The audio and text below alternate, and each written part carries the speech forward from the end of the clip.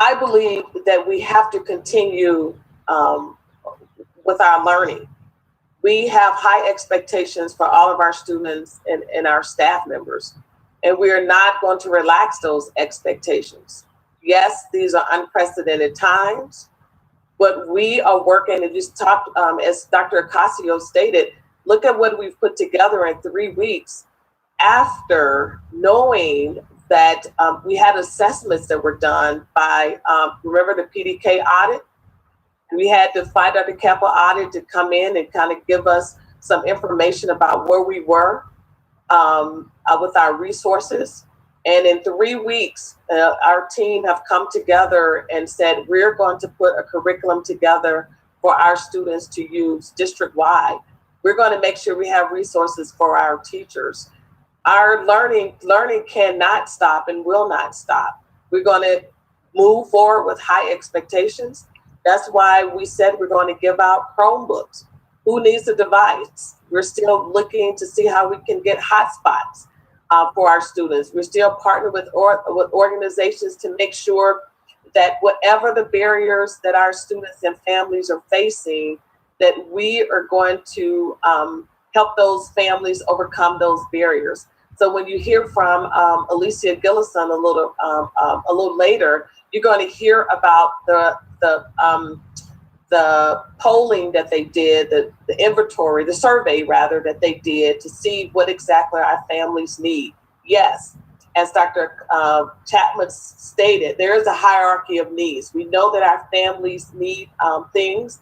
We're helping with our families, but we are an institution of learning, and we're going to make sure that learning does not stop.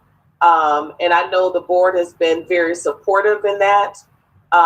You have challenged us to make sure that we're being inclusive of all of our partners in education, and that we utilize this opportunity to get out in front of some of the trends. I mean, as it was stated before, a lot of our teachers are doing some amazing work in our classrooms, and those are the ones we want to put out in front and champion that work.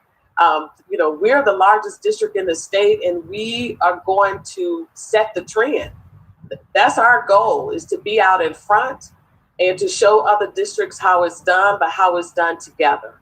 So I think what board member Beckerly is saying is, let's don't forget about these other things, that we don't want to forget about, that our students are still facing some other challenges, our families as well.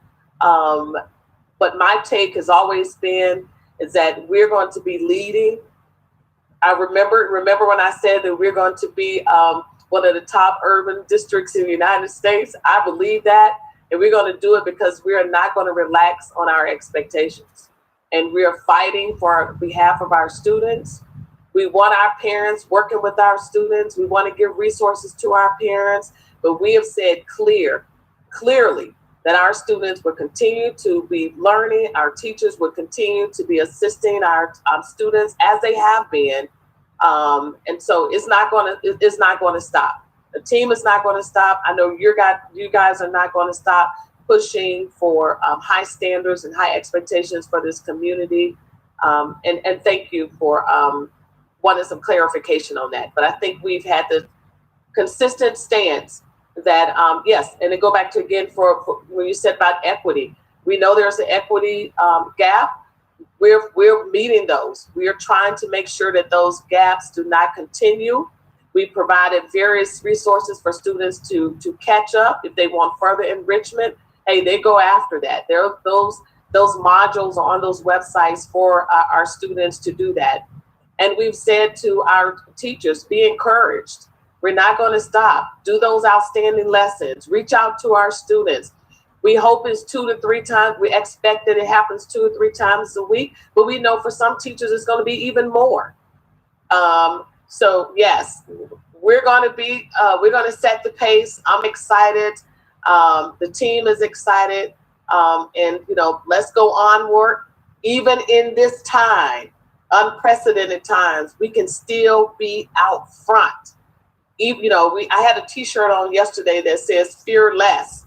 You know, are we nervous? Yes. Am I scared as a leader at times? Yes. But what motivates me is knowing that we have over 50,000 students and families who are depending on us to make good decisions every single day. And that's what we're going to do.